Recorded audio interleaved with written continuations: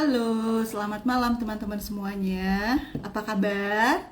Seperti biasa ya, Senin malam kita akan membahas terkait dengan IG Talk, terkait dengan Gen Z. Jadi kembali lagi bahwa misi dari IG Live ini adalah untuk membuat Gen Z memiliki kualitas hidup yang lebih baik lagi. Baik, saat ini malam ini saya ingin membahas terkait dengan desain learning gitu ya, learning design untuk Gen Z itu yang seperti apa sih gitu ya. Materi ini sebetulnya sudah saya sampaikan dalam acara workshop yang kita lakukan di hari Sabtu kemarin gitu ya. Dan ini memang relate sekali karena ada sejumlah peserta yang memang sudah menerapkan sebagian secara garis besar sudah menerapkan konsep-konsep yang sudah ada di dalam topik bahasan kita malam ini. Baik, kita langsung saja ya, gitu ya. Kalau kita melihat Gen Z, di dalam buku saya yang ada di sini, yaitu Leadership Gen Z, itu saya menyampaikan sebetulnya kenapa sih Gen Z itu sampai menjadi sedemikian. Tentunya tidak semua Gen Z, gitu kan. Kalau kita data terakhir yang saya baca kira-kira beberapa minggu yang lalu, sebetulnya 45% Gen Z itu dalam tanda kutip tidak memunculkan isu apapun gitu ya, relatively normal, dalam tanda kutip normal itu sama seperti generasi-generasi sebelumnya. Nah, masalahnya adalah 55%-nya sendiri yang kemudian memiliki karakteristik atau keunikan yang memang khusus untuk kita tangani gitu ya sebagai seorang HR di organisasi. Nah, kenapa mereka menjadi seperti itu yang 55% itu? Karena Gen Z ini dari mereka lahir sudah ada teknologi digital gitu ya. Mereka sudah sangat terbiasa dengan dunia digital. Mereka tumbuh besar dengan media sosial. Mereka tumbuh besar dengan aplikasi-aplikasi yang ada di gadget. Jadi mungkin waktu kecil dia rewel atau dia minta banyak perhatian, ibunya sedang sibuk atau apapun gitu ya, mungkin dikasih tablet gitu ya. Oh, tabletnya ada aplikasinya, oke kok, fine aja gitu kan. Nah, itu yang terjadi. Fenomena seperti itu menyebabkan yang namanya sinapsis, yang namanya sirkuit-sirkuit di otak Gen Z itu memang berbeda dengan generasi-generasi sebelumnya gitu ya. Itu membuat mereka memiliki satu atensi gitu ya, rentang waktu atensi itu jauh lebih pendek dibandingkan generasi sebelumnya. Kenapa? Karena lewat media sosial gitu ya yang sudah dia pelajari, bahwa kalau dia memunculkan sesuatu atau dia memposting sesuatu, itu yang namanya respon, like, komen itu bisa seketika dia dapat gitu kan. Itu menyebabkan kenapa Gen Z itu cara berpikirnya instan gitu ya. Pemahaman terhadap bahwa suatu proses butuh waktu, butuh effort yang lumayan panjang gitu ya, itu agak susah di mereka gitu. Sehingga dalam proses training gitu ya, saya spesifik ke training. Dalam proses training, kalau kita mengadakan suatu pelatihan dengan cara-cara yang konvensional, itu efektivitasnya saya pikir tidak terlalu tinggi gitu ya. Kenapa gitu? Pertama, apa sih yang tidak mereka ketahui dengan cepat? Misal, kalau saya menyelenggarakan yang namanya personal branding, gitu ya, kelas offline personal branding, mereka dengan mudahnya lewat GPT atau AI, mereka dengan mudahnya lewat YouTube, mereka bisa mengakses atau mendownload atau mendapatkan informasi yang sangat komprehensif terkait dengan yang namanya personal branding. Jadi gitu ya, kalau kita mengajarkan konsep ke mereka pada saat kita pertama ketemu gitu ya, itu useless kalau menurut saya ya gitu ya. Kemudian belum lagi Gen Z hari ini sebelum training gitu ya, misalnya perusahaan mengadakan pelatihan mengenai personal branding. Sebelum training personal branding, dia udah belajar itu personal branding. Dia udah konsultasi dengan yang namanya AI. Gitu ya. Di pertemuan saya yang terakhir, narasumber Gen Z mengatakan, "Bu, saya itu konsultasi kalau ada permasalahan yang spesifik di perusahaan itu saya tanyanya ke GPT." Gitu ya. Jadi kalau kita hanya mentransfer knowledge, nggak seperti itu sekarang, gitu ya. Mereka tahu dulu, mereka bisa tahu, cari tahu konsepnya. Bahkan mereka itu bisa mencari tahu siapa pembicaranya, apakah punya otoritas, apakah punya kredibilitas yang mumpuni, untuk kemudian mereka punya trust terhadap kita sebagai seorang trainer. Hari ini seperti demikian yang terjadi, gitu ya. Sehingga kita mesti sebagai seorang pendidik atau sebagai seorang trainer, kita mesti beradaptasi, gitu ya, dengan kondisi mereka. Bagaimana caranya kita bisa membuat Gen Z itu bisa menerima atau memahami konsep-konsep yang kita deliver ke mereka, gitu kan. Oke, saya tidak membahas yang ada di Kirkpatrick, saya tidak membahas yang ada di konsep-konsep TNA, gitu ya. Mari kita lihat secara aplikatif. Jadi saya melihat kepada aspek praktisnya seperti apa, gitu ya, implementasinya seperti apa. Oke, gaya belajar Gen Z, gitu ya. Kalau kita zaman dulu, kita membaca buku bisa sekian puluh halaman dalam satu kali baca, gitu ya.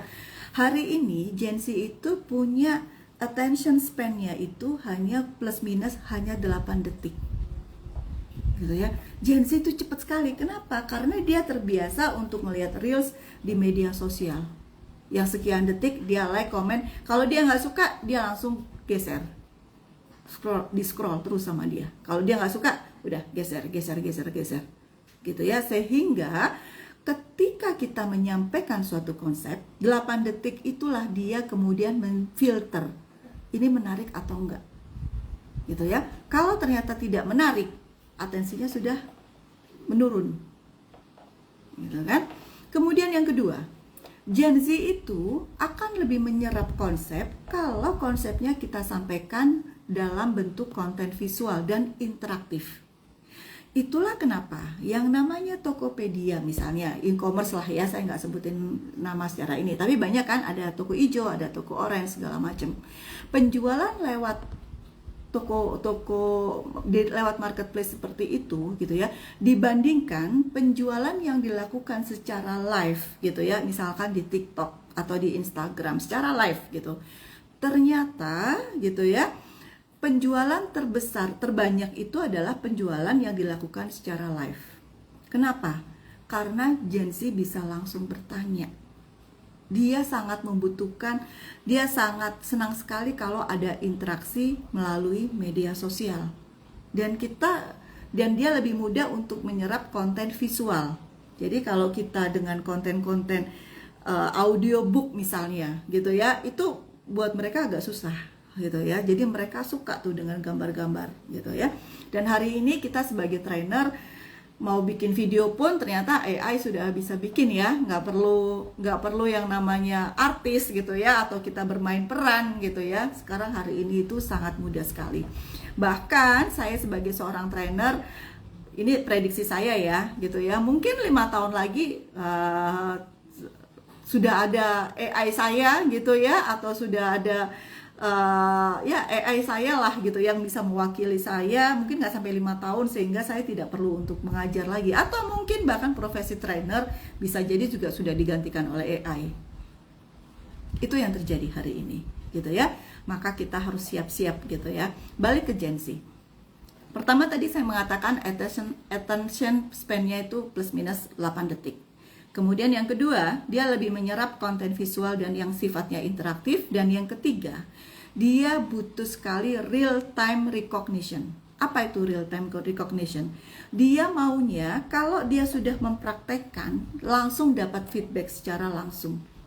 Dia kalau menunggu suatu feedback, misalnya feedbacknya lama, gitu ya, apa yang dilakukan benar atau enggak, apresiasinya lama, gitu ya, buat dia itu di otaknya, aduh, dia udah mikirnya macam-macam nanti, gitu ya. Sehingga dia butuh yang namanya real time recognition, gitu ya. Kemudian yang keempat, gitu ya, dia lebih senang untuk belajar lewat komunitas, gitu ya, lewat konten-konten dari teman-teman sebayanya, gitu. Kemarin di kelas itu ada salah satu peserta yang memang mengaminkan ini juga, yang menyampaikan bahwa, gitu ya, ketika Gen Z diberikan paparan lewat presentasi setengah hari, mereka ngantuk, gitu ya. setelah makan siang gitu, mereka kemudian diminta untuk memberikan let's say memberikan feedback atau bermain lewat aplikasi, lewat handphone, lewat gadget, itu mereka langsung antusias. Dan feedback yang diterima oleh salah satu peserta kemarin itu mengatakan bahwa wah, trainingnya ternyata seru. Jadi kalau kita bikin training, kita membawa yang namanya gadget. Bukan bawa secara fisik, tetapi kita menggunakan gadget menjadi bagian dari desain training kita. Gitu ya. Ada aplikasi Kahoot, ada Menti gitu ya. Terus tahu saya ada beberapa dan banyak sekali gitu ya aplikasi-aplikasi yang bisa kita manfaatkan untuk kita masukkan di dalam desain training kita untuk Gen Z ya. Jadi ada 4 gaya belajar Gen Z. Oke. Nah, kalau kita terbiasa dengan training mendengarkan paparan selama sekian jam, hari ini yang namanya macro learning gitu ya, itu agak susah untuk kita terapkan kepada Gen Z. Mereka itu lebih bisa masuk, lebih bisa menerima suatu konsep kalau kita menggunakan micro learning. Gitu ya. Micro learning itu apa? Gitu ya. Satu, kalau kita punya tujuan, ingat nggak kalau kita dulu itu bikin tujuan instruksional gitu ya, itu kan panjang lebar gitu ya, ada kondisi dan segala macam. Hari ini Gen Z itu maunya gitu ya, dia mendapatkan suatu konsep dan dia bisa langsung praktek. Dia mendapatkan suatu konsep dan dia bisa langsung praktek. Proses dia mendapatkan konsep itu bukan proses yang berjam-jam. Bukan proses yang bertele-tele versi kita dulu, gitu ya. Karena kita dulu itu iya aja. Karena kita itu dulu masuk di dalam kelas, kita belum tahu konsepnya. Hari ini mereka udah tahu. Mereka udah belajar sendiri, bahkan mereka udah konsul sama si GPT gitu ya, sama AI.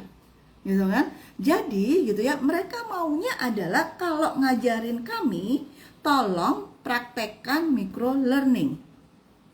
Bagaimana saya bisa belajar, kemudian saya praktek, belajar praktek.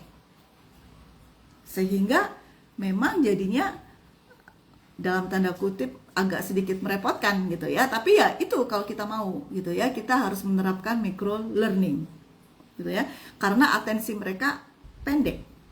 Mereka sudah tidak bisa lagi kita ajak untuk fokus dalam jangka yang panjang. Micro learning itu seperti apa sih gitu ya teman-teman? Tadi kan saya menyampaikan mereka itu lebih tertarik untuk belajar melalui konten visual, melalui environment gitu ya, melalui teman-temannya. So kalau kita bicara micro learning, sebaiknya gitu ya, materi pelatihan kita itu kita tuangkan dalam bentuk video. Tapi videonya jangan panjang-panjang, nggak sampai di mereka gitu ya. Videonya itu pendek saja gitu ya. Jadi video pendek itu berapa lama gitu ya. Let's say bikinlah video 3-4 menit. Jangan panjang-panjang, 8 menit aja itu sudah membosankan buat mereka. Jadi bikinlah 3-4 menit video. Setelah video mereka langsung praktek. Dan waktu atau durasi mereka melihat video pembelajaran kita dan mereka praktek itu sebaiknya kurang dari 10 menit gitu ya. Prakteknya nggak usah yang terlalu gimana-gimana gitu ya, praktek aktivitas kecil aja gitu ya. Tapi aktivitas itu bisa diobservasi dan bisa dilakukan secara singkat. Itu yang terjadi hari ini. Jadi kalau teman-teman menyiapkan video pembelajaran yang 15 menit, yang 10 menit, nggak masuk di mereka. Bikinlah cuma 3-4 menit. Bu, jadi panjang dong. Iya, jadi banyak dong. Iya, gitu ya. Kita mau banyak, nggak masuk, nggak banyak yang masuk, atau kita mau pendek-pendek tapi masuk semua. Karena mereka maunya 3-4 menit saya melihat video, setelah itu saya praktek. Satu rangkaian ini kurang dari 10 menit. Satu rangkaian ini kurang dari 10 menit. Kemarin salah satu peserta di kelas saya menyampaikan, oh pantesan Bu, saya itu bikin video 15 menit. Gitu ya. Video 15 menit. Kemudian video keduanya 15 menit, gitu ya. Kemudian video berikutnya 15 menit. Setelah itu, gitu ya, dia ada kuis. Dan hasilnya nggak menjawab. Gitu ya. Jadi mereka tidak bisa menjawab, tidak bisa menyelesaikan. Sorry ya teman-teman, sebentar ya. Anjing saya gonggong mulu, gitu ya. Sorry, kepotong. Jadi mereka itu tidak bisa mengelola informasi, mengolah informasi, gitu ya, dengan 15 menit video, 15 menit video, 15 menit video, kemudian kuis. Video itu disampaikan oleh peserta ternyata nggak masuk, mereka nggak bisa menjawab kuis-kuis itu. Jadi, gitu ya, rumusnya yang tadi, 3 menit, 4 menit video, sisanya adalah mereka bisa langsung praktek apa yang sudah diajarkan di dalam video, gitu ya. Kemudian setelah itu kita bisa langsung, mereka harus mendapatkan feedback secara real time, gitu ya. Real time feedback itu bisa, kita langsung bisa kasih feedback ke dia, gitu ya. Bisa kita lewat kasih apresiasi, bisa kita memberikan feedback atas mana yang benar, mana yang salah, gitu ya. Jadi itu yang mereka butuhkan untuk pembelajaran. Tidak lagi kita bertele-tele, gitu ya, menceritakan konsep bla bla bla bla. Mereka nggak bisa masuk ke situ. Mereka bisanya 3-4 menit video langsung praktek, dan itu tidak lebih dari 10 menit. Itu yang dilakukan, itu yang dialami oleh Gen Z ya, gitu ya. Yang proses pembelajaran Gen Z seperti itu, gitu kan. Baik. Contoh nih ya, kalau dulu gitu ya, kita berfokus kepada yang namanya, kita evaluasi aja ya, ada L1, L2, L3 gitu ya, pakai L4, L5 sampai ke roti, pakai Kirkpatrick gitu ya. Nah, hari ini ketika kita bicara tujuan atau sasaran dari program learning kita untuk Gen Z, fokus kita langsung kepada behavior. Fokus kita langsung kepada behavior gitu ya. Contoh ini ya, kalau saya menyampaikan materi terkait dengan self awareness gitu ya, goalnya saya adalah meningkatkan kesadaran diri atau self awareness untuk membuat keputusan karir dan hidup yang selaras dengan nilai dan kekuatan pribadinya. Itu tujuan training, gede kan itu, meningkatkan kesadaran diri supaya dia bisa membuat keputusan karir dan hidup yang selaras dengan nilai-nilai dan kekuatan pribadinya dia. Itu tujuan besar. Kalau ini kita sampaikan, tujuan ini kita sampaikan dalam bentuk saya berjam-jam bicara di depan mereka, susah, gak masuk. Video 15 menit aja mereka gak masuk, apalagi saya berbusa-busa menyampaikan secara lisan, gitu ya. Jadi gitu ya, kita langsung fokus kepada, kalaupun kita membuat tujuan besar, fokus kita adalah perilaku terkecil apa yang bisa menunjukkan orang ini atau peserta sudah mulai memiliki self awareness. Jadi kalau mengajar self awareness gitu ya, itu kita langsung turunkan menjadi indikator perilakunya seperti apa.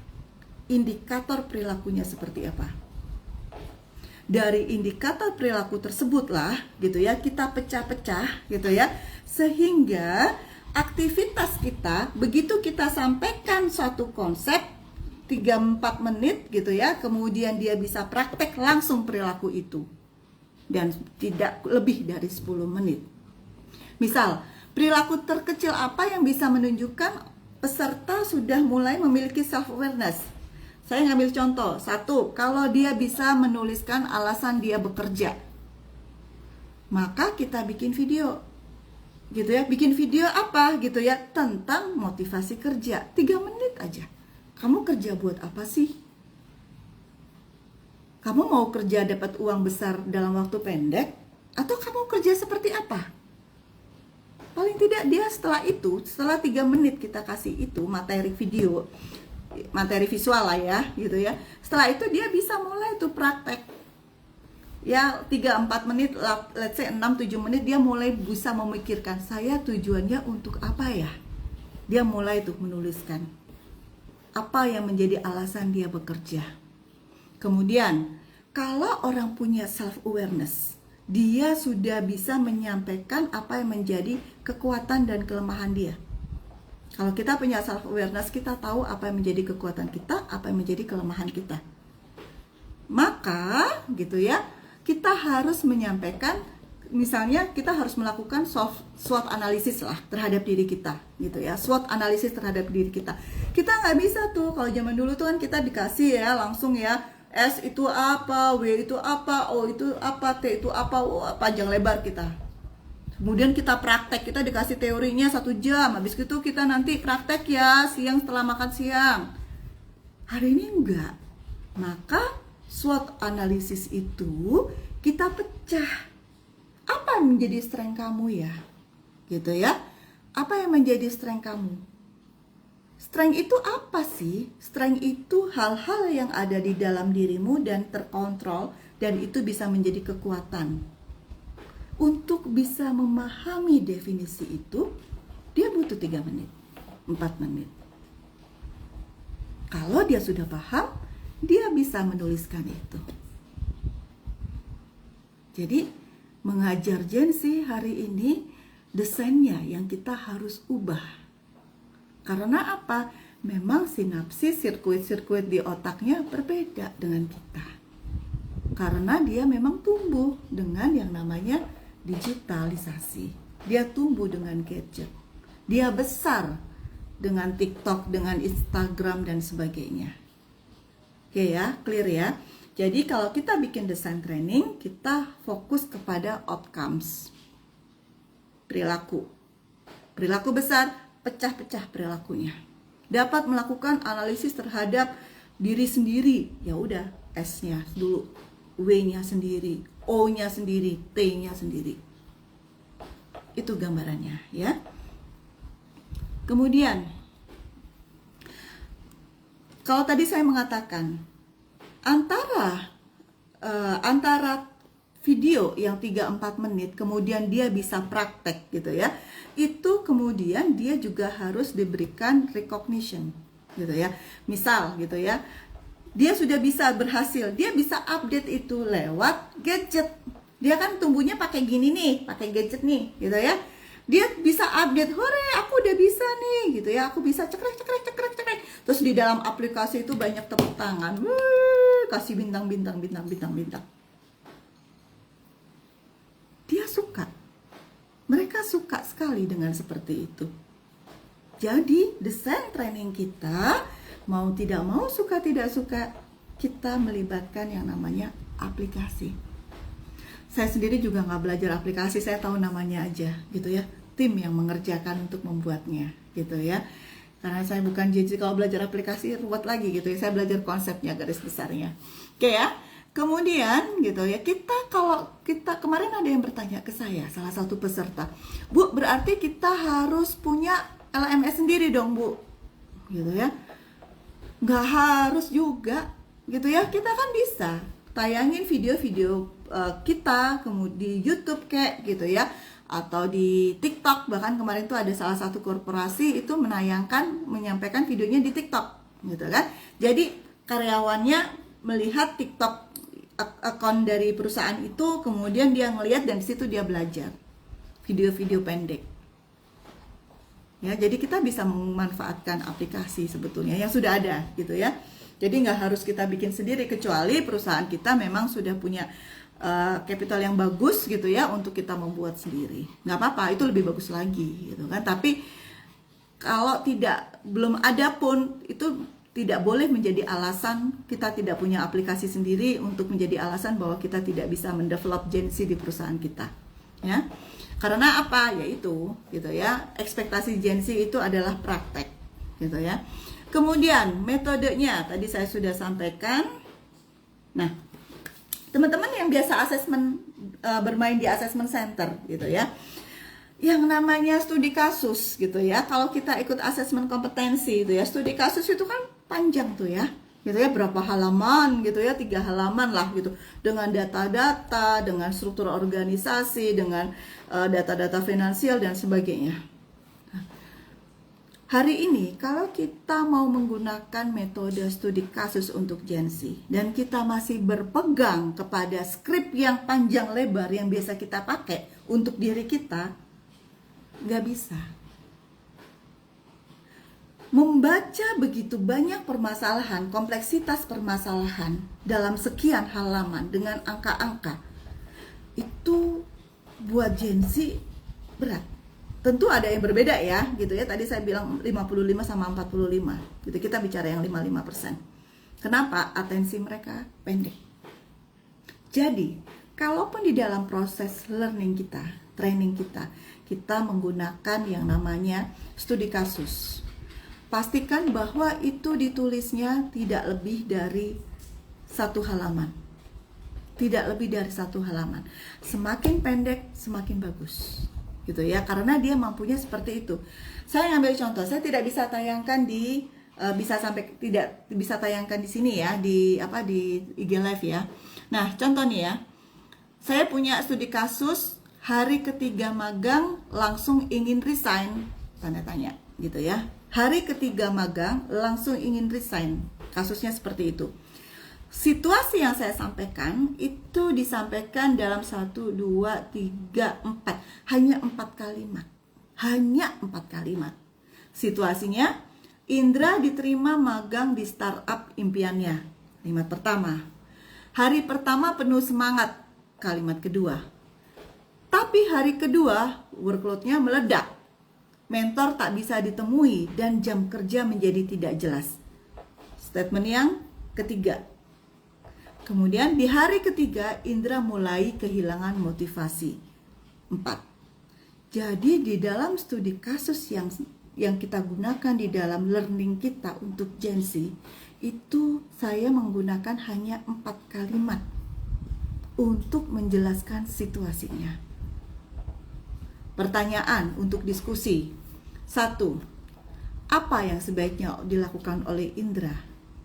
2. Kalau kamu jadi Indra, apa yang kamu rasakan? Dan yang ketiga, apa yang akan kamu lakukan berbeda dari Indra? 3. Jadi teman-teman bisa bayangkan ya, bikin studi kasus itu nggak bisa lagi panjang lebar. Saya menjelaskan situasinya itu hanya dengan 4 kalimat. Karena yang tadi, sirkuit di otaknya memang sinapsisnya berbeda gitu ya dengan kita, gitu kan? Nah, kemudian yang sekarang lagi rame, gamification, gitu ya, bermain games, gitu ya. Bermain games, saya tidak menyampaikan panjang lebar mengenai gamification, tetapi prinsipnya, elemen dari gamification yang harus ada. 1, ada tantangan dalam setiap tahapan. Artinya, proses belajar, goal dari aktivitas-aktivitas kecil yang dilakukan itu kita lakukan dalam bentuk tingkatan atau tahapan, gitu ya. Level 1 kalau dia sudah bisa menjawab S misalnya level 2 kalau dia bisa menjawab S dan W, level 3 dia sudah bisa menjawab SWO, level 4 kalau dia sudah bisa menuliskan SWOT-nya. Jadi kita buat per tahapan. Jadi ada tantangan buat dia, gitu ya. Kemudian ada reward juga. Kalau dia sudah bisa, gitu ya. Lewat aplikasi langsung tepuk tangan yang tadi, gitu ya. Dan ada progress bar-nya. Berapa persen dia sudah menyelesaikan itu? Kalau itu semua kita menggunakan aplikasi, gitu ya. Dan itu dilihat oleh semua orang, dia akan semangat untuk belajar, untuk menyelesaikan tantangan-tantangan berikutnya. Kemudian ada leaderboard, gitu ya. Siapa nih kali ini yang sudah hari ketiga implementasi, ternyata yang menjadi leader adalah si A. Hari keempat, si A diganti atau disalib oleh si C, misalnya seperti itu. Itu kalau ditampilkan dalam bentuk aplikasi pakai leaderboard gitu ya. Wah, itu antusiasmenya tinggi sekali buat mereka, gitu ya. Dan yang terakhir di dalam elemen gamification itu adalah randomness. Mereka suka sekali dengan kejutan-kejutan, gitu ya. Tiba-tiba, ada kuis berhadiah, gitu. Ada live nih untuk kuis, gitu ya. Kalau bisa menjawab live ini akan mendapatkan giveaway apa. Nah, misalnya kayak gitu-gitu. Mereka suka dengan itu. Jadi ketika kita mendesain pelatihan untuk Gen Z, kita mau tidak mau, suka tidak suka melibatkan aplikasi, gitu ya. Jadi ada 5 elemen ya teman-teman. 1, tantangan dalam setiap tahapan. Ada leveling, tingkat kesulitan. Kemudian reward, gitu ya. Dia harus dapat reward. Kalau perlu mereka itu suka sekali kalau udah posting di like, komen, nah kayak gitu tuh, diapresiasi, mereka suka sekali. Kemudian ada progress bar, gitu ya, untuk menunjukkan berapa pencapaian yang sudah dia lakukan. Kemudian yang keempat ada leaderboard, gitu ya, bagi siapa yang melit saat ini, gitu ya, satu waktu. Kemudian yang kelima adalah randomness. Mereka suka sekali diberikan surprise, gitu ya. Nah, gambarnya seperti itu. Oke. Nah, ketika kita bicara masalah media sosial, gitu ya, kita menggunakan aplikasi-aplikasi, kita juga harus memperhatikan yang namanya etiket, tata krama, gitu ya. Tata krama kita di dalam optimalisasi media sosial di dalam proses pembelajaran, karena kita tahu saat ini yang namanya media sosial tuh banyak sekali ya komen-komen yang mengerikan, gitu ya. Tata kramanya masih kurang. Baik, sekarang sudah pukul 20.31, saya pikir sudah cukup, gitu ya, untuk saya sampaikan. Teman-teman ada pertanyaan nggak? Dari Mbak Naf Milenia, bermanfaat sekali. Iya Mbak, terima kasih. Ada pertanyaan teman-teman? Tidak ada ya? Oke, ada Mas Adit, ada Dodi. Halo Dodi, apa kabar? Ada Mbak Yosefin Ayu. Halo Mbak, apa kabar? Kemudian ada Mbak Joyce, gitu ya. Ada Mbak Haya. Apa kabar Mbak Haya? Oke, baik. Kalau tidak ada pertanyaan teman-teman, saya sudahi dulu untuk IG Live malam ini. Hari Kamis kembali lagi IG Live akan tampil, dan topik kita adalah mental health di tempat kerja. Yang menjadi narasumber adalah teman saya, teman baik saya. Beliau punya latar belakang S1 dan S2 dari psikologi klinis di UI, gitu ya. Dan beliau sudah cukup matang dalam bekerja sebagai HR di organisasi. So, tunggu ya, nanti hari Kamis ya, kita akan bicara, kita akan diskusi mengenai mental health di tempat kerja yang disampaikan oleh narasumber yang kredibel. Itu saja dari saya, terima kasih banyak, selamat malam. Saya izin pamit ya, saya close ya. Terima kasih, dadah.